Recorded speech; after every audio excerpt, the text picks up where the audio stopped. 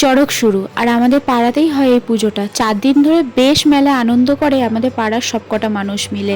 ওই হুল্লোড়, আমাদের থেকে বেশি মজা হয় বাচ্চাদের। যখন ছোট ছিলাম, এখন তো মন্দির হয়ে গিয়েছে, এখন তার থেকেও বেশি যখন ছোট ছিলাম তখন তালপাতা দিয়ে পুরো মন্দির করে তখন পুজোটা হতো। তখন আরও ছিল দিনগুলো আরও মেমোরেবল। 1 সপ্তাহ আগে দিয়ে প্যান্ডেল তৈরি হতো, মানে ওই তালপাতার আর কি। আর এখন তো মন্দির আছে তাই আর প্যান্ডেল করা লাগে না, বেশ মজাই হয়। এখনও যাই, বাপের বিয়ে হয়ে গেলে কি হবে, জিনিসগুলো তো এখনও মেমোরেবল করে রাখতে হবে আমার মেয়েরও। চড়কের জন্যই বাপের বাড়ি যাওয়া। বাপের বাড়ি যাওয়ার পরে সত্যনারায়ণ পুজোর মা একটুখানি প্রসাদ দিয়ে দিয়েছিল। সেই প্রসাদটা খাওয়ার পরে তারপরে আবার মা মুড়ি মাখিয়েছিল, সেই মুড়িটা খাওয়ার পরে তারপরে একটুখানি গিয়েছিলাম দোকানের দিকে।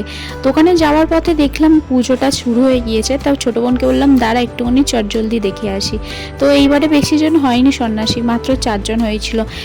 আরেকজন হওয়ার কথা ছিল, তা সে আর করতে পারিনি।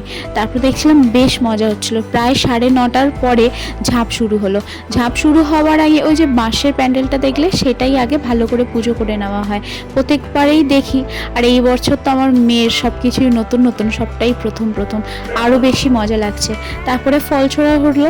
প্রথম ফলটা আমি পেতাম জানো তো, কিন্তু কি বলতো ওই ছোটো মেয়ে আছে কোলের মধ্যে, তার জন্য আর গিয়ে আর নেওয়া হলো না, বেশ ধাক্কাধুকি হই হুল্লোড় হয়। আর ইনি হলেন আমাদের বাড়ির প্রথম সন্ন্যাসী। আগে সেকেন্ড ছিল, তো যে প্রথম ছিল সে আর নেই, তাই জন্য ইনি এখন প্রথম হয়ে গিয়েছে।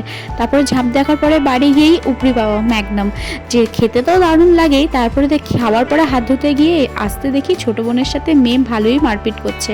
আসলে ওটা ওর মানে জান জীবন বন্ধু সবটাই হবে মনে হয় বড় হলে। তারপরে এইদিকে দেখো ধাড়ি মেয়ে, বুড়ি মেয়ে, ছোটো মেয়ে সব কোলে, কোনটাকে নিয়ে সামলাবো বলো তো। আর আজকে মনে হয় খাওয়ার দিন আমার।